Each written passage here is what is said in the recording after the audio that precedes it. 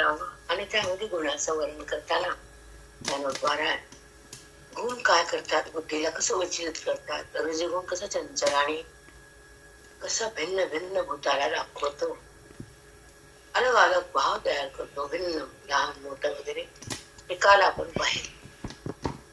सत्वगुण झाला, आता तमोगुणाकडे जायचंय. या गुणाचं वर्णन सांगताना ज्ञानोद्वारा आहे, जीवाला गुणातीत व्हा आणि गुणरहित राहा आणि मला पहा, तो तर सिद्ध व्हा. म्हणजे जे स्वरूप आहे ते सिद्धच आहे आणि दिसणारा दृश्य देह हा नाहीये. त्याला माझं म्हणणं त्याचा संबंध करून दुःख बघणं हा अविद्येचा मार्ग आहे. पण हे जात नाही अविद्या लोक, त्याला बंध म्हणतात वेदांतामध्ये आणि व्यवहारामध्ये देहाचा संबंध म्हणतात. देहाच्या संबंधामुळे ईश्वराचा संबंध दूर जातो किंवा संपतो. ज्या भगवंताच्या संबंधामध्ये मन सुखरूप होत आणि आनंदाला भोगतो, तो आनंद आपण भोगत नाही. आणि जो बाह्य आनंद वृत्तीच्या संबंधानं जो खोटा भौतिक आनंद आहे तो सुटत नाही. म्हणून अध्यात्माची चिंतनाची नितांत का गरज आहे, तर जो संबंध आहे आपलं जे दुःख आहे सतत भोगतो आपण, त्या विद्येचं सामर्थ्य आहे, बल आहे बल त्याच. जसं एखादी बाई भांडून समोरच्याला त्रस्त करते ते तिचं बल आहे बुद्धीचं, तसं या विद्येचं बल आहे. आणि ते आत्मभाव असतो प्रत्येकाला आणि त्याच्यामध्ये जगत उरत नाही. तो आत्मभाव सगळा तोच आहे. अजातवादामध्ये जगताला स्थान नाहीये. सगळा तो आहे. जगताचा अत्यंत अभावाचा निश्चय केवळ तो. वेदांत सांगतो हातवरी करून सगळा तो आहे. दिसणं हे मिथ्या आहे. जगत आणि देह दिसतो, मान नाही दिसतंय, आम्हाला दृश्य दिसतंय. गुरुजींना मठामध्ये फोन एकाच पत्र यायचं, मुंबईकडचे लोक कोण होते माहित नाही, कुठले होते तर भीती पण जाते. म्हणजे रज्जूचं विशेष रूपाचं ज्ञान झाल्यावर भ्रांतीनं भासलेला सर्प निवृत्त होतो आणि दोरी आहे हे कळतं, सर्प जातो. मग जेव्हा अधिष्ठान चैतन्याचं ज्ञान होतं आणि अविद्येचा नाश होतो आणि जगत का जात नाही, दिसतं का? रज्जूच्या न कळण्यानं सर्प भासला, आत्मस्वरूपाच्या न कळण्यानं जगत भासलं. रज्जू कळाली सर्प गेला, भगवंत कळाला जगत का गेलं नाही? पदार्थ नाही तो दिसून जाओ का न जाओ काय संबंध आहे? इष्ट्याचा धूर दिसतो पण धुरात ताकद नसती. हे धूर दिसून नाही तर हवा आहे, क्षणामध्ये जाणारच आहे. ते धूर दिसतो पण काही क्षणांना तो संपतो. तसे जगत दिसत पण ते संपणार असत, म्हणून ते दिसून नसत. सिद्धांत लोकांना कळत.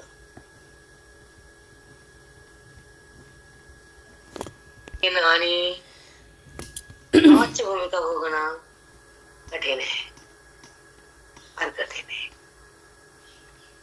दिसत आहे ना, दिसलं पण काय झालं? ज्या सत्ता नाही, जे दिसून नाहीये आणि जे दिसतानाच त्याचा नाश आहे. कालांतराने नाश होईल, कारण नश्वर पदार्थाला आहे म्हणता येत नाही. वेदांताची कोण आहे? क्षणाक्षणाला ज्या जगताचा नाश होतो तो दिसून नसतो. हे बुद्धीला जेव्हा ग्रहण करता येतं, कारण नश्वर पदार्थ जर दिसला तर त्याला अस्तित्व नसतं आणि ते नाशाकडे चाललेलं असतं आणि त्याचा पुन्हा संपूर्ण नाशच असतो. म्हणून दिसून त्याला खरं म्हणायचं नसतं. हे दिसणं भ्रमयुक्त असतं, कारण पदार्थ नाहीये. जेव्हा सिद्धांत स्वरूप, जेव्हा बुद्धीला सिद्धांतामध्ये राहता येतं, अस्तित्व कुणाचं आहे जगताला, त्याला कुणाचं अस्तित्व घेतलं? मग ज्याचं अस्तित्व आहे ते आहे. मग आहेपणा जगताचा नाहीये, जगतामध्ये विखुरलेल्या परमसत्तेचा आहेपणा जगत रूपानं भासायला. मग आहे हे परमात्माच आहे, नाही हे जगतच आहे, आणि दिसणं हे मायेच आहे, आणि कळणं हे त्याच रूप आहे. कळणं म्हणजे ज्ञान आहे. जगत कळालं, कळणं, वस्तू कळाल्या. कळणं आधी कळालं, वस्तू तर बाद झाल्या. कळणं म्हणजे ज्ञानच आहे. आणि तेच असं आहे, हे दिसून ते नाशाकडे एक काली ते संपणार आहे. मग संपणाऱ्या वस्तूला आहे का म्हणायचं? जर अस्तित्व नाही, जे टिकत नाही, जे खरं नाही, तर ब्रह्मापळ वृत्ती त्याला दाखवते. अविद्येची वृत्ती जगाला दाखवते. जेव्हा वृत्तीचा बाध होतो, तर वृत्ती मिथ्या बनते, व्यवहार करते, पण त्याच्यात ते दाखवणारा पदार्थ तिच्यासारखा खोटा सांगते. मिथ्या म्हणजे तिन्ही काळात पदार्थाला सत्ता नाही. मग सत्ता नाही तर ते दिसणं त्याचं स्वतःच नाही, मग कुणाच आहे? त्याच्यासोबत असलेल्या अधिष्ठान सत्य परमात्म्याच आहे. आहे पण हा जगत आहे, देह आहे, घर आहे, मी आहे.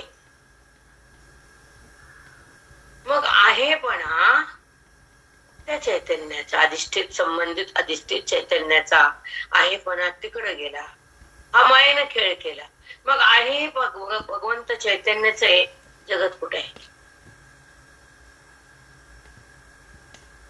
भावना संपून जाते. म्हणून आहेपणानं जे दिसतं ते नाहीपणानं नसतं.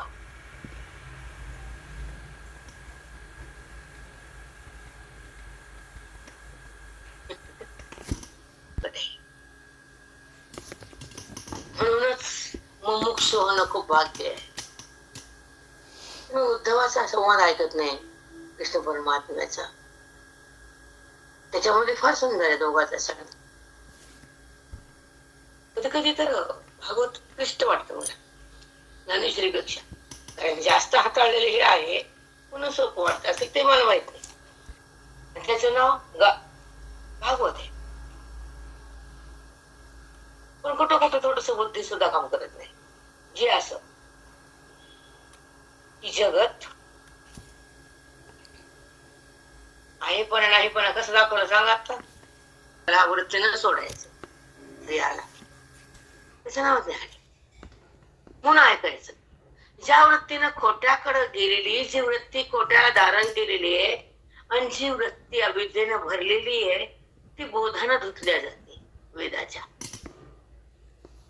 आणि धुतल्यानंतर ती स्वच्छ होते अंतःकरण, मनबुद्धी चित्तांगार, आणि ती स्वच्छ होती आणि सात्विक बनती ज्ञानानं, बोधानं, वेदानं. आणि सात्विक बनल्यावर पवित्र होती, आणि पवित्र बुद्धीमध्ये त्याची जाणीव होती. जगताची नाही, देहाची पण नाही, तर ईश सत्तेची, परमात्म्याची, जी त्रिकालात आहे. 3 काल जातात, त्रिकाल आवाजित म्हणतात त्याला. जागृतचा पण काल आहे, स्वप्नाचा पण काल आहे, झोपेचा पण काल आहे. आपण जरी झोपलो तर ती सत्ता झोपत नाही, आत्मसत्ता. व्यवहारामध्ये ती सत्ता.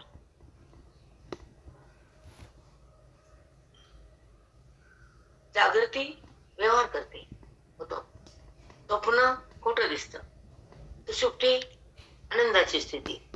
एक एक स्थिती जाती येती जाती, तिन्ही स्थितीमध्ये भगवंताची सत्ता असते, भगवंत असतो. त्या सत्तेवर तिने येतात जातात. जागृती येते संपत्ती, स्वप्न येतं संपत, सुषुप्ती येते संपत्ती. पण येणाऱ्या जाणाऱ्या सत्याला तो जाणतो, तो जात नाही, येत नाही. ती अबाधित सत्ता, आणि तिने अबाधित सत्ता. हो माऊली. सांगत सर, झोप येते, झोपेमध्ये स्वप्न पडतं. हे जात येत अवस्थांतर होत, हे खोटं असतं. मग खरं असं तर जाऊच नाही, अवस्था बदलूच नाही ना.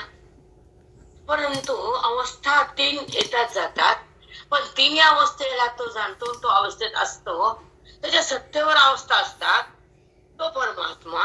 आणि जातात येतात ते अनात्मा. भगवंताकडे जाणं, आत्मचिंतन होणं आणि त्या सर्कल मध्ये राहणं, आत्मभाव भोगणं, ध्येयभावाला संपवणं, वृत्तीचा निराश करणं, अविद्येला मारणं, स्वरूपानं ओरणं, संतांच्या संगत जगणं, चिन्मय बनणं, श्रवण घेणं आणि त्या भगवंताची जाणीव होणं, हे देहाची जाणीव बंद होणं, हे मोक्षाची खूण आहे. आणि हे संतांचं वैभव आहे. ते स्वतःही बघतात आणि लोकांना पण देतात. हे माऊलीचं वैभव आहे. की कसं, सुख काय दुःख काय, जगत काय जीव काय, वृत्ती काय व्यवहार काय, तू काय मी काय, हे सगळ्याचं अवलोकन करून सोडून दिले. त्यांना स्पष्टीकरण केले. आधी अवलोकन केले, मग स्पष्टीकरण केले, जगाला उघड केले. ज्ञानाचं सामर्थ्य हृदयात दिलंय, वेदाचं भान स्वतःला आलंय, जीवपणा त्यांना सोडून घेतलाय, अंतःकरणामध्ये ईश्वर प्रगट करून दिलाय आणि जडाचा संबंध बंद केलाय. माऊली म्हणते त्याला. राम राम माई. हो, म्हणजे आनंद आहे. त्यांचा अवतार म्हणजे मोक्ष देण्यासाठी आहे, ज्ञान प्रगट करण्यासाठी, वेद कसा आहे हे सांगण्यासाठी, तुमच्या सोबत मी कसा आहे, जीव शिव दोन कसे नाही, जगत दिसून खरं कसं नाही, 3 गुणात राहणं बरं कसं नाही, देहाचा संबंध क्लेशदायक कसा आहे, वृत्ती जगताकडे कशी जाते, जगताला आहे म्हणते का नाही म्हणते. ज्यानं जगताला वृत्तीनं संबंध केला, अविद्येचा मार्ग म्हणते तिला.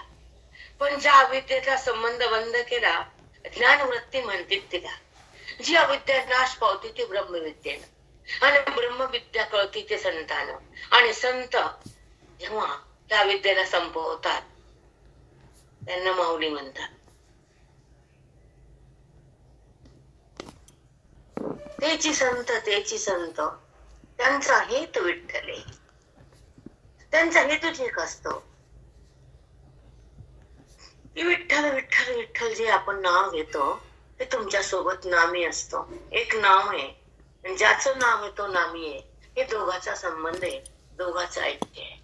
नाम नामीचा अभेद आहे, भेद नाहीये. तुम्ही भेद केलाय, भक्ती म्हणते त्याला. अभेदामध्ये स्पर्श झाला ईश्वराचा, भेदामध्ये तो दूर राहिला.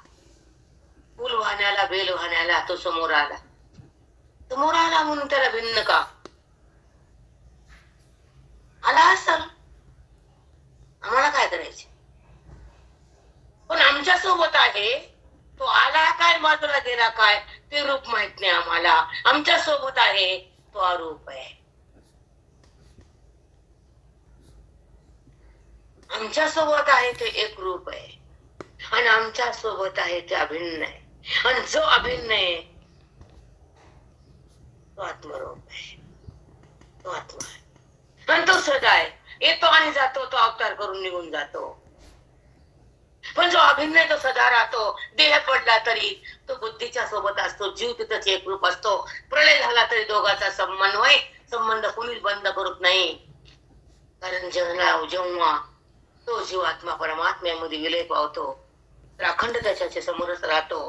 प्रलय झाला तरी तो अलग होत नाही, आणि ती सत्ता कधीच संपत नाही, तिचा नाश पण होत नाही. ती अविनाशी सत्ता प्रलय झाला तरी एक राहतीच, अखंड सत्ता म्हणतात, ती परमसत्ता म्हणतात, त्याला माऊली म्हणतात. ती माऊली घेऊन तुमच्यासाठी हे 16 आणि 22 वर्ष काय का आयुष्य का? 16व्या वर्षी समजल्या म्हणले, 16व्या वर्षी नाही म्हणले निवृत्तीनाथ.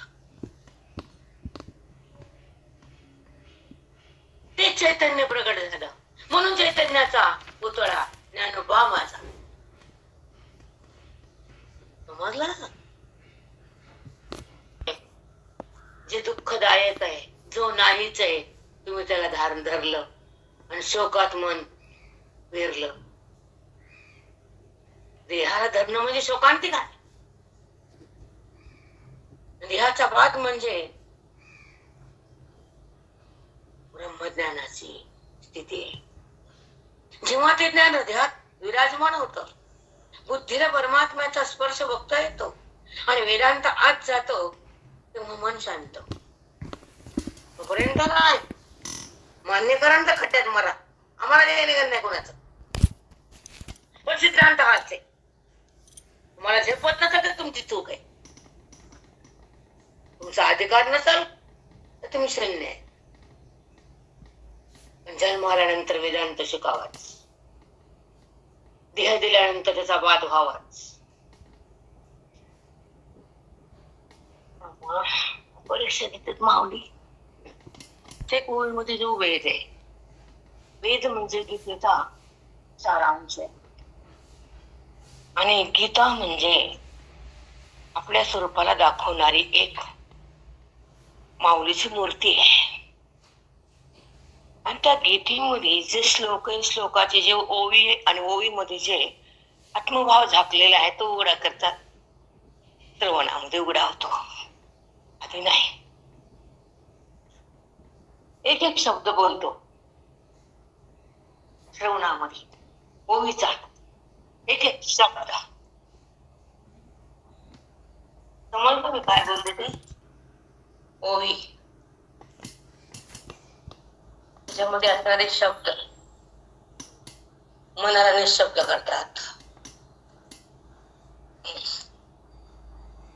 म्हणजे शब्दाचा बोध घेऊन मन पुढे जात, जगताच्या देहाच्या पुढे जात आणि जडाला सोडून आपल्याला पाहत. हे दृश्य आणि पाहणारा द्रष्टा एकच आहे. द्रष्टा द्रष्ट होवावेजी. द्रष्टामध्ये पण मीच आहे, पाहणारा मीच आहे, म्हणून द्रष्टा द्रष्ट होवावेजी. एथ म्हणे श्री विश्वेश्वराव, हा होईल दान पसाव. येणेवरी ज्ञानदेव सुखिया सुखिया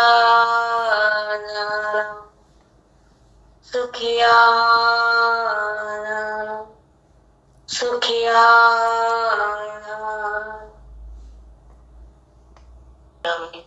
माहित आहे बाबा, द्रष्टा द्रष्ट होवावेजी. जेव्हा द्रष्टा आणि द्रष्टा, दृश्य उरणार नाही, द्रष्टा द्रष्ट होवावे. इथं म्हणे श्री विश्वेश्वरा, हा होईल दान पसावं. हे माझं दान जगाला होईल, तेव्हा मी आनंद आहे, मला सुख मिळत. माऊलीचं म्हणणं सांगितलंय. पण म्हणतो, पण तसं होतं का हो? कळत नाही. द्रष्टा का म्हणले? द्रष्टा द्रष्ट होवावे जे. पाहणारा जगताला द्रष्टाच आहे आणि जगतात पण मीच आहे. पाहणारा मीच, समोर पण मीच. मग द्रष्टा ज्ञान दृष्टी आली त्याला जगताची, म्हणून द्रष्टा द्रष्ट होवावे जे.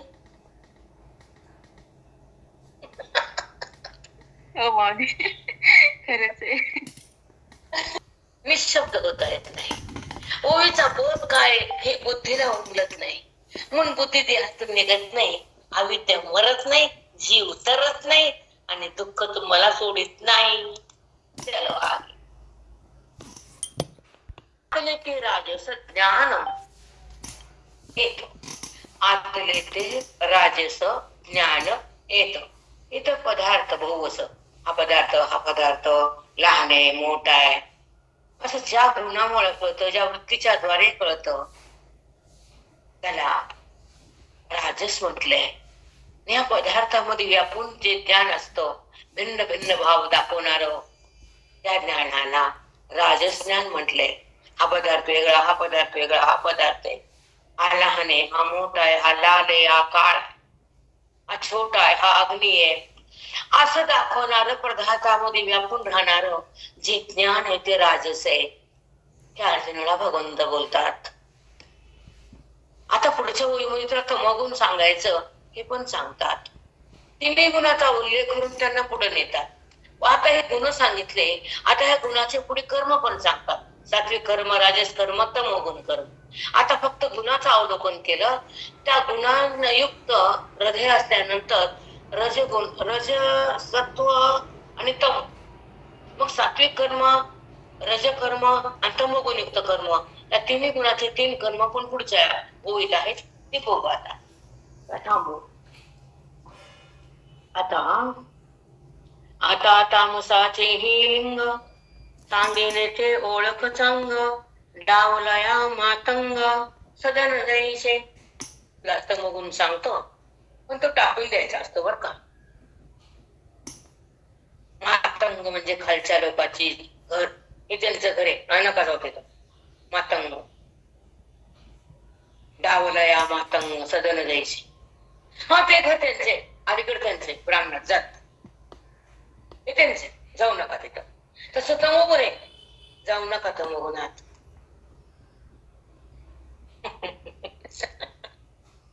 डावलया मातंग सदन जैसे, सदन म्हणजे घर. म्हणजे सहज भाषेत तुम्हाला माऊलीने शिकवलंय. आता कुठे काय म्हणले, डावल्या मातंग सदन जैसे. आता तामसाचे लिंग, तुला तामसाची ओळख करून देतो. आता आला श्लोक, 22वा श्लोक आहे. यत्तु कृष्ण विवेकस्मिन् कार्ये सक्तम हेतुकम्, यत्तु कृष्ण विवेकस्मिन् उदेकस्मिन् कार्ये सक्तम हेतुकम्, अतत्वार्थवदल्पं च तत्तामसमुदारतम्. त्या तामस म्हटलंय ते कोणतं कर्म आहे, ऐकून. तमोगुण कसं ऐक, मस्त आहे. यत्तु कृष्ण वदेकस्मिन्, तुला ऐक सांगतो मी तमोगुण काय. वदेकस्मिन् कार्ये सक्त हेतुकम्, तो कुठं सक्त असतो तमोगुणी माणूस. एक मूर्ती पाषाणाची, त्याच्या पलीकडे त्याला देव माहित नाही, त्याच्या पलीकडे जातच नाही ते. कृष्ण वदेकस्मिन् सक्तम हेतुकम्, त्या मूर्तीच्या मध्येच तो आसक्त राहतो, त्या मूर्तीच्या पलीकडे जातच नाही. मूर्ती म्हणजे ईश्वर, पाषाण म्हणजे प्रतिमा. ऐका पुढचं खूप छान. अतत्वार्थ वदल्पम च, अतत्वार्थ, तत्व म्हणजे परमात्म्याचं खरं रूप, अतत्व म्हणजे जगत. त्यांना सांगितलं अतत्वार्थ वदल्पम च, त्याला तत्वाचं ज्ञान नाही, तत्वही नाही तो. आणि वदल्पम च, त्याने पुढे काय म्हणले, अतत्वार्थ वदल्पम च, वदल्प म्हणताना अ येतं, अल्पस ज्ञान आहे त्याला, जास्त नाही. वदल्प म्हणजे अल्प. तत्तामसमुदारतम, जो अशा पद्धतीने वागतो, त्याला असं ज्ञान असतं, तो तत्वाचं ज्ञान नाही त्याला, अल्पही नाही त्याची बुद्धी. थोडस कळतं, जास्त काहीच कळत नाही. थोडं म्हणजे ही मूर्ती आहे, ती पाषाण आहे, ते देव आहे, याच्या पुढे बी काही नाही, तशाच काय तत्व त्याला माहित नाही. म्हणून त्यांना एक शब्द घातलाय माऊलीनं, अतत्वार्थ वदल्पम च, तत्वाचं त्याला ज्ञान नाही, त्याला माझं स्वरूप कळत नाही, तो जडाला देव म्हणतो. आलं उत्तर माझं. जर तुम्हाला काय सांगावं हेच कळत झालं.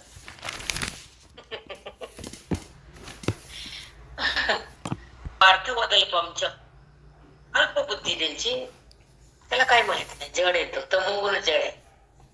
त्या देवाच्या मूर्तीच्या पलीकडे जात नाही, तिथे तो आसक्त असतो. सक्त हे तो काम तिथंच त्या मूर्तीपाशी तो आसक्त असतो. त्याच्या पुढे त्याला त्या ईश्वराचं काहीच माहित नसतं. त्याला तमोगुणी म्हटलेलं असतं. हो माऊली. प्रगट करून देते आणि गीतेचा भावार्थ हृदयामध्ये जातो, बुद्धीला तो भक्त आहे तो तेव्हाच ती गीता खरी. म्हणून तर तुम्ही बोट करून या शब्दात आपल्याला ते जमत नाही, सोडून दिला, पण भेट नाही. भगवंताची भेट होणार नाही. गीतेचा भावार्थ कळत नाही तोपर्यंत गीता फल देणार नाही. पुण्य होईल ते कधी ना कधी कामी येईल, पण ते पुण्य आम्हाला कामाचं नाही. आम्हाला तत्क्षणच्या बोधाचा आणि मनातला संबंध पाहिजे. काय म्हणे अतत्वार्थ. मग ते तत्व काय? भगवंताचं खरं रूप आहे. खरं रूप काय आहे? मूर्तीच्या बाहेर आहे. खरं म्हणजे कसा तो व्यापक आहे आणि मूर्ती परीक्षित नाही, तेवढा देव नाहीये आणि तो ते मूर्तीच्या बाहेर निघत नाहीये, तो मौनी आहे. हे श्लोक सांगते आम्हाला. तुम्हाला जलमभर कोटे करून काय सांगितलं सांगा आम्हाला, सांगा. ते देव मानतच नाही, तो मौनी नाही. करू नका म्हणत नाही. भक्तीला सलाम आहे आमचा, पण तेवढाच देव नाही आणि दिसतो तसा रूप पाहिजे तो तेवढा नाही. जर तो तसाच असता तर एकदा बासरीने एकदा पान कमून घेतला असता, त्यानं कमून सोडली बासरी. राम कृष्णा ऐका ताकद बोलायची. कमून टाकली खाली, कमून घेतले रथाचे दोरे, कमून धरलास अर्जुन, कमून टाकले राधा. हे कळल्यावर कृष्ण कळत असतो.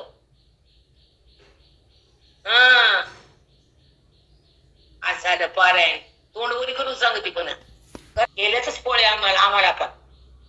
तातरी पुढे हाची उपदेश, हाची उपदेश, नका करू नाश आयुष्याचा, आयुष्याचा. इतर नाशच करायला वागड गावात आहे. त्या आयुष्यातून, त्या देहातून, त्या मनातून त्याला मनात आणा, बुद्धीने त्याला जाणा. आणि त्याला जाणलं नाही, भक्ती साधली नाही, संत मिळाले नाही, अभंग कळाला नाही, तर तुझा नाशच आहे.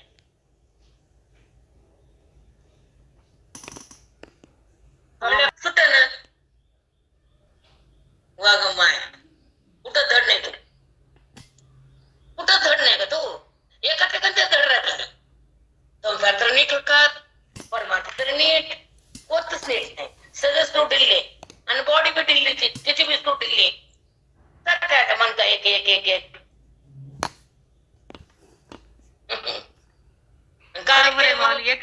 वैराग्य असावं, मनाला निग्रह असावा, बुद्धीमध्ये त्याचा अट्टास असावा, संताची संगती असावी, भेदाचा नाश असावा, परमात्म्याचा स्पर्श भोगावा, अविद्येला भस्म करावं, ब्रह्मविधीमध्ये जीवन जगावं, भक्तीला बलाढ्य करावं आणि संताच्या संगत राहून मोक्षाला अनुभवावं, जगताचा बात करावा, वृत्तीला बाजूला सारावं, आत्मस्वरूपात जगावं, मी कोण हे कळावं, आत्मानंदामध्ये राहावं, देहाला बाजूला सारावं आणि वृत्तीला ब्रह्मस्वरूपात न्यावं, तिला शुद्ध करावं आणि तिला रामरूप बनवावं आणि मग म्हणावं मी छान. घाणच घाण, तिकडं तिकडं तिकडं तिकडं तिकडं तिकडं काटे कुपाटे भो, कुठंच नीट नाही. नीट न परमात्मी तत्व पट्टी ओढ नीट, काय नीट आहे सगळं तिकडे तिकडं. आता ज्ञानेश्वरी जाऊ द्या, एवढी पराण केली. एक श्लोक सांगा म्हणे का, तो कसा असतो, तो कसा संपतो, कुणाच्या द्वारे संपतो, तमाचा नाश कसा होतो आणि तो संपल्यानंतर बुद्धी पुढी कशी जाते गुराळा सोडल्यावर, तत्वरजेचं मग टाकल्यानंतर अर्जुना तू माझ्याकडे येतोस. वृत्ती जेव्हा गुणाला टाकते तेव्हा ते वृत्ती ब्रह्मस्वरूपाकडे प्रवेश करते, आत्मरंगात रंगून जाते आणि देहाला सोडून माझं स्वरूप भोगते. ती वृत्ती गुणरहित असते म्हणून गुण सांगितले. गुण का सांगितले ते ह्याच्यामुळं, तिनं गुणाला टाकून माझ्याकडे यावं. तिचं असं असं कार्य की असं करतील, तमगुण असा, रजगुण असा, सतगुण तसा, मग सोडता येईल.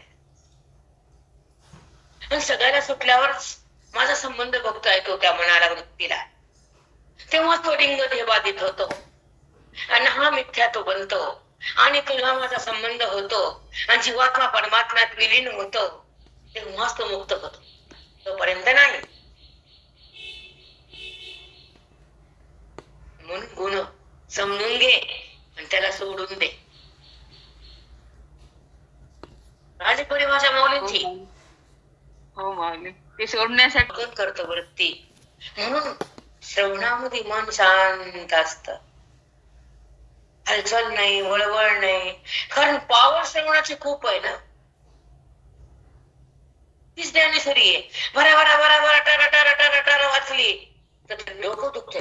जातो आम्ही कुठे कुठून ते ऐकून. ज्ञान हिंडे विधीचे नि वस्त्रेहीन. असे ना किरीटी जे ज्ञान कोणतं देवा, तमगुणाचं ज्ञान.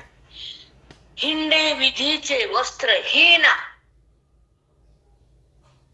ते हिंडत आहे कुठं, कसं हिंडत आहे, त्याला वस्त्र नाही, ते नग्न असत, नागू असत, त्याला कपडे नाहीत विधीचे, त्याला विधी माहित नाही, निश्चित माहित नाही, त्याच्या मनाने तसं वागत ते.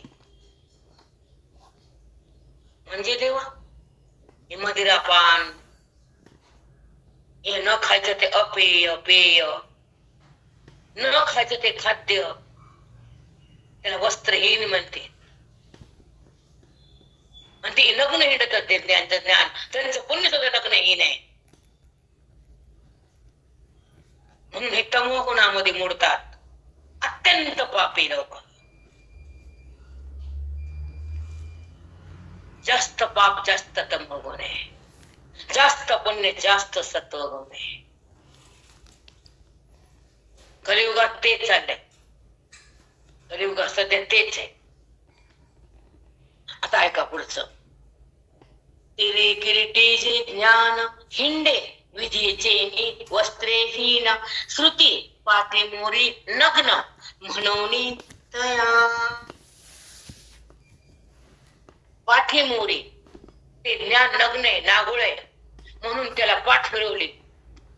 पाठे मोरी नग्न म्हणून तया. श्रुती मातेनं त्या ज्ञानाला, त्या लोकाला पाठ फिरवली. त्याच्याकडे पाठ केली, बघत नाही होती त्यांना. कळालं त्यांच्याकडं, त्यांना पाठ बघितलं सुद्धा नाही. कारण ते वस्त्रहीन आहे, नागू आहे, विधीहीन आहे. मनाला वाटत तसं करायचं, मनाला वाटत तसं वागायचं. तिला श्रुती माता त्याला जवळ घेत नाही. आणि ते पुण्य तमोगुणाचं पुण्य आहे, ते कामी नाही.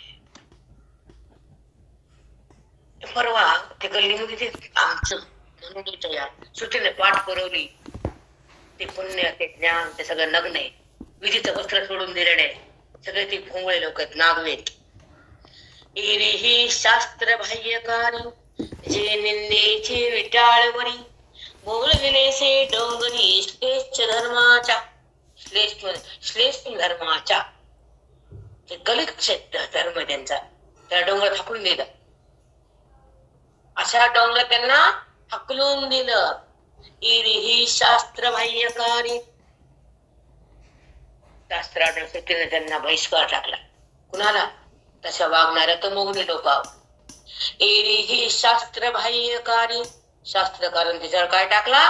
बहिष्कार टाकला. श्रुती मातेनं, विधीनं आणि शास्त्राने. 6 शास्त्र आधी वेदाने पाठ फिरवली, आता शास्त्राने त्यांचा बहिष्कार केला.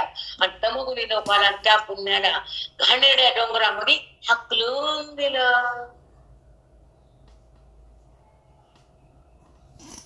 कारण ह्या लोकाला बहिष्कार घातला, हाकलून दिलं आणि कुठं हाकललं?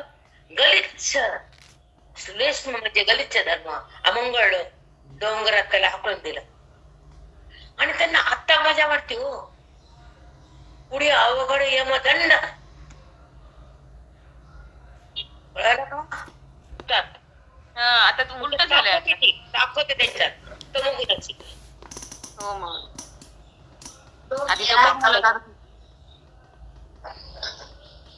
आता उलटच आहे. उलट म्यूट पहा हो, म्यूट पहा.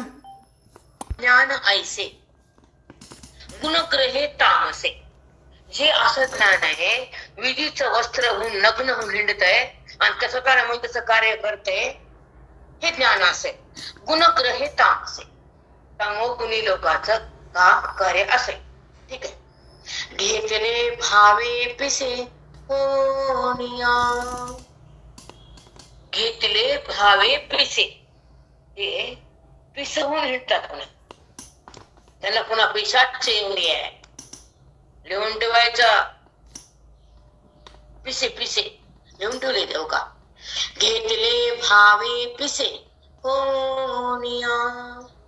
अशा तमोगुण्या ज्ञानाचे लोक येडे पिसे होऊन हिंडतात. पुढे लिहिले पिसे होनिया. ते पुन्हा काय होतं? वेडे पिसे होऊन हिंडतात.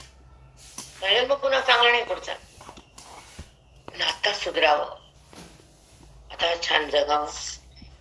पण जगात तमोगुण जास्त आहे आणि स्त्रीमध्ये पण तमोगुण व्यवहारामध्ये जास्त दिसतो, वर्चस्व. सध्याच्या काळात तर घराघरात म्हणलं तरी चालतंय. तरुण पिढी जास्त आहे की नाही? बोला नाही. एक 50 वर्ष जात राहत नाही आपल्याला. जे वर्ण आहे ना, जात वर्ण विधी, हे नाही. एक 50 वर्षाचा काळ जाऊ द्या, जातच उरत नाही. फक्त 50, जास्त पण नाही. आपण राहणार नाही, तो भाग वेगळा. पण इथून सुरुवात झाली जात संपायला, वर्ण संपायला, संस्कार संपायला, पुण्य सगळं संपले सध्या. फक्त दिखावा आहे, पुण्याचा दिखावा आहे, बाकी काही नाही, खरं काहीच नाही. आता ऐका. पदार्थी निषेधून म्हणे, निरोपिले जैसे सुने शून्य ग्रामी. असे तर मग लोक काय करतात? जे सोयरिके बाधून. सोयरीक म्हणजे एकमेकाचा संबंध. त्या घरातली मुलगी आम्ही केली, आमच्या घरात त्यांना पोरगी दिली, ह्या दोन घरात संबंध झाला. तसं ते ह्या देहाच्या संबंधाला मानित नाही. आम्ही काही बी खाऊ, आम्ही कसं बी करू, आम्ही कुठं बी जाऊ, आम्ही कसला व्यवहार करू, त्याला म्हणतात सोयरीके नेणे. देहाच्या संबंधाला जाणत नाहीत. असा देह अपवित्र होईल, हे खाल्ल्याने विटाळ होईल, तमोगुणी झाले होईल, आपण भ्रष्ट होतो, आपण पापी बनतो. त्या तमोगुणी लोकांना कळत नाही. ते म्हणतात आम ऐसाच करते.